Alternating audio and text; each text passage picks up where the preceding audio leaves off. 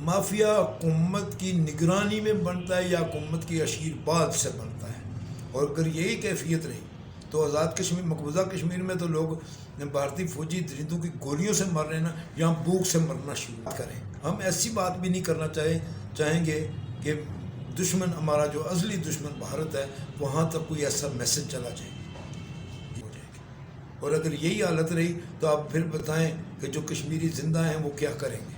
کسی کو خدا کا خوف نہیں کہ ریاستی عوام جو ہے، آزاد کشمیر کے عوام جو ہے وہ کس عذاب میں مبتلا ہے۔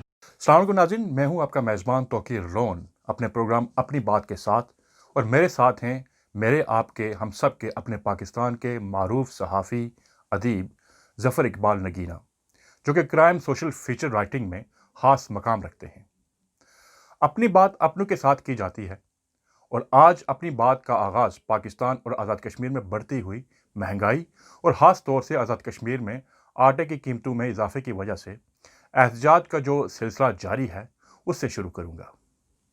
ظفر اقبال نگینہ صاحب، آپ اس صورتحال کو کیسے دیکھتے ہیں؟ بسم اللہ الرحمن الرحیم۔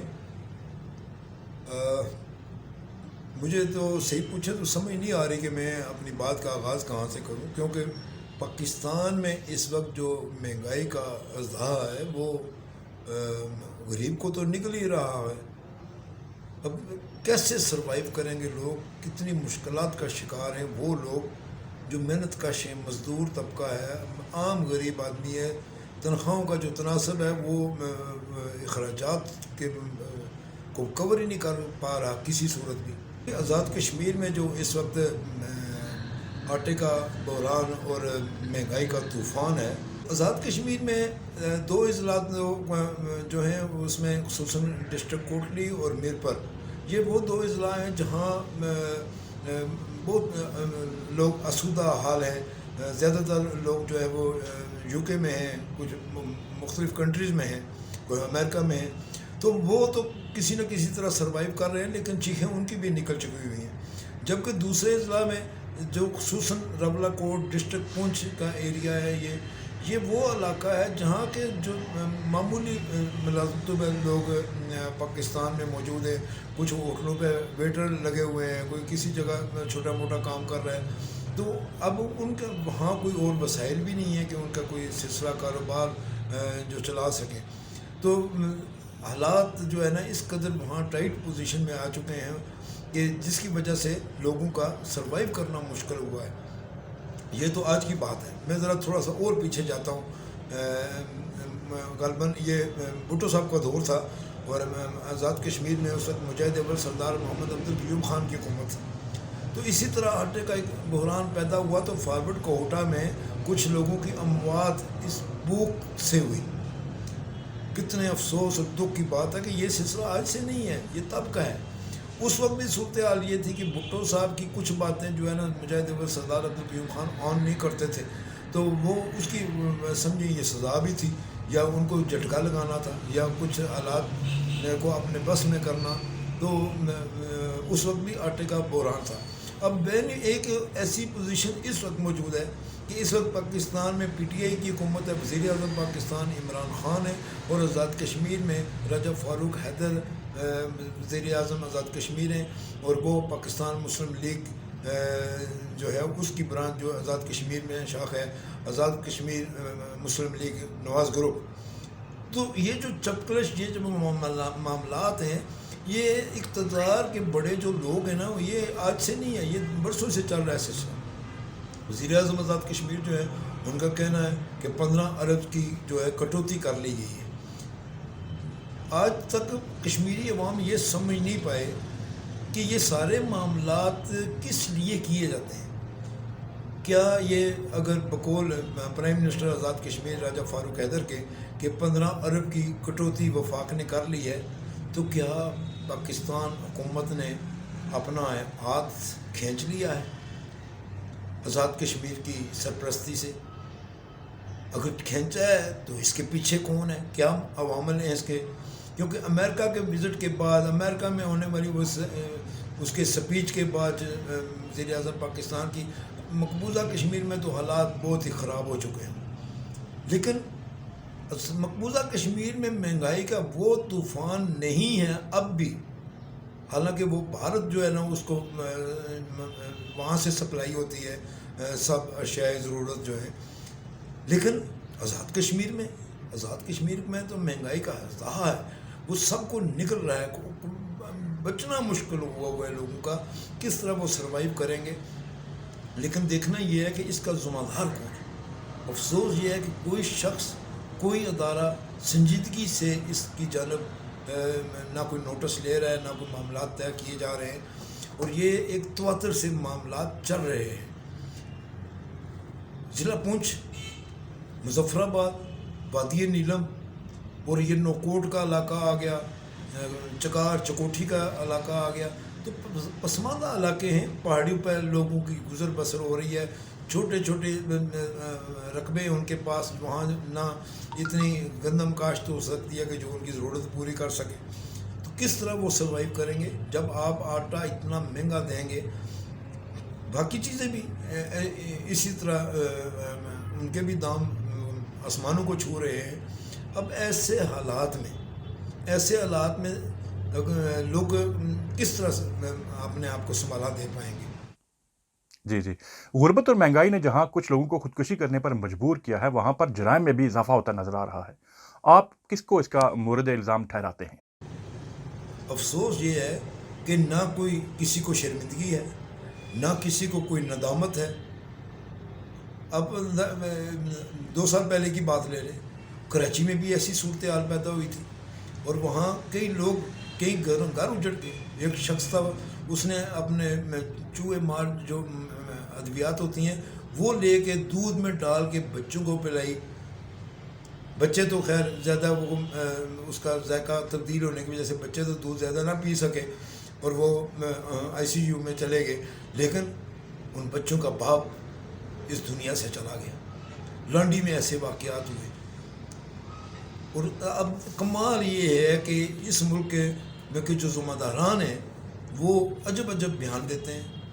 شیخ رشید صاحب نے تب اس وقت بھی یہ کہا، انہوں نے کہا جی کہ اس کا حل، بحران ختم کرنے کا حل یہی ہے کہ آپ روٹی تھوڑی کھائیں اور عقل کے اندھو کوئی بھی یار وہ چج کی تو بات کرو نا. کیا ڈرامہ ہوا، پوری ملک، پوری قوم کو ایک عذاب میں ڈالا ہوا ہے آپ نے، اور آپ کہتے ہو کہ روٹی کم کھائیں. اس کا حل یہ ہے، جب مہنگائی ہوگی، مہنگائی کا طوفان ہوگا، روٹی تک لوگوں کو گھر میں میسر نہیں ہوگی تو وہ کیا کریں گے؟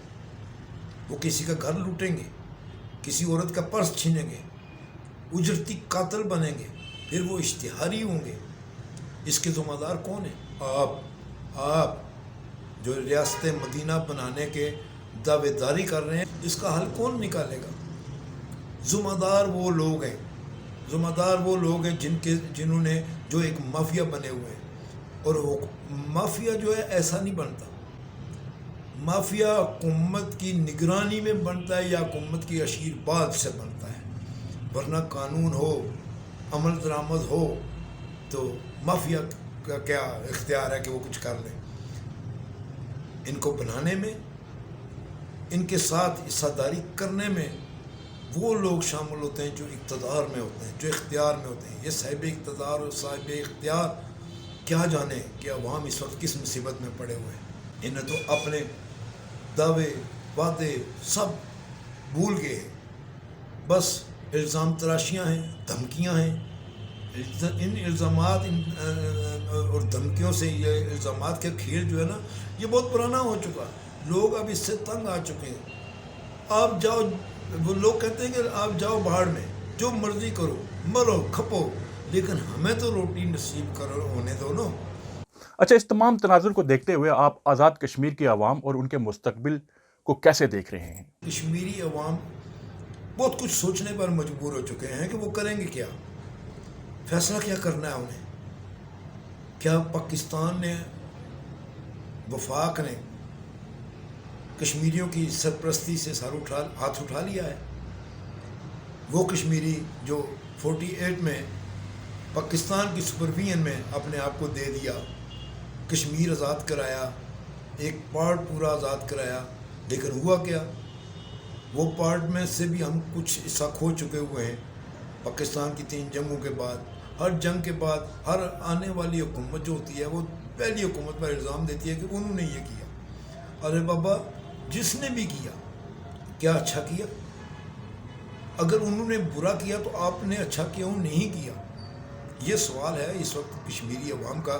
خصوصاً میں بات تو کشمیری عوام کی کروں گا کیونکہ اس وقت آزاد کشمیر میں بحران کی کیفیت ہے. 2 اضلاع ایسے ہیں جہاں لوگوں کے گھروں میں اس وقت آٹا تک نہیں ہے اور بچے بھوک سے بلک رہے ہیں. کون پوچھے گا؟ کون ہے؟ آپ بات ریاست مدینہ کی کرتے ہیں. ریاست مدینہ کا یہ حساب ہوتا ہے؟ یہ ایسی ریاست مدینہ ہوتی ہے؟ ریاست مدینہ میں یہ کام نہیں ہوتے تھے. وہاں تو کتا بھی بھوکا مرنا تھا تو اس کا بھی سوال تھا کہ وہ اس کا ذمہ دار کون ہے. تو یہاں تو انسان ہے. اور اگر یہی کیفیت رہی تو آزاد کشمیر، مقبوضہ کشمیر میں تو لوگ بھارتی فوجی درندوں کی گولیوں سے مر رہے ہیں نا، یہاں بھوک سے مرنا شروع ہو جائے گی. اور اگر یہی حالت رہی تو آپ پھر بتائیں کہ جو کشمیری زندہ ہیں وہ کیا کریں گے؟ وہ کچھ سوچنے پر مجبور ہو جائیں گے. کب تک یہ اس نظام کو اس طرح آپ یہ دھکا سٹارٹ نظام چھوڑو، سنجیدگی سے کام کرنا چاہیے. اور جب تک ہم لوگ اس کی ذمہ داری قبول نہیں کرتے تب تک حالات سدھرنے والے نظر نہیں آتے. اور جہاں تک کشمیری عوام کا تعلق ہے وہ ابھی بھی ایک حد میں رہ کے احتجاج کر رہے ہیں. وہ کہتے ہیں نا کہ رونے بھی نہیں دینا. ہم تو عذاب میں ایک مبتلا ہیں کہ کیا بات کریں. ہم ایسی بات بھی نہیں کرنا چاہیں گے کہ دشمن ہمارا جو ازلی دشمن بھارت ہے وہاں تک کوئی ایسا میسج چلا جائے. اس سے بہتر زیادہ ہم کیا کر سکتے ہیں. لیکن کسی کو خدا کا خوف نہیں کہ ریاستی عوام جو ہے، آزاد کشمیر کے عوام جو ہے وہ کس عذاب میں مبتلا ہے. اچھا، آخر میں یہ پوچھنا چاہوں گا کہ آپ کی نظر میں یہ تمام حالات جو ملکی حالات ہیں وہ کب اور کیسے ٹھیک ہو سکتے ہیں؟ اب کیا سمجھتے ہیں کہ یہ آسان کام ہے؟ آسان کام نہیں ہے، مشکل ہے، محنت طلب ہے، توجہ دینے کی ضرورت ہے. لیکن وہ طبیب کہاں سے ملے گا جو اس مرض کا علاج کرے گا؟ مہنگائی کا وہ طبیب ہے ہی نہیں. حکمران ہیں، طبیب کوئی نہیں ہے. ضرورت اس ملک میں طبیبوں کی ہے جو اس بیماری کا علاج ڈھونڈے. ناظرین، امید ہے کہ آپ کو ہماری گفتگو کا سلسلہ اچھا لگا ہوگا. اور اگر آپ اس سلسلے میں کوئی سوال یا جواب کرنا چاہتے ہیں یا کچھ کرنا چاہتے ہیں تو نیچے کامنٹس باکس میں لازمی کیجیے گا اور ویڈیو کو لائک اور شیئر لازمی کیجیے گا. اپنا خیال رکھیے گا. اللہ حافظ.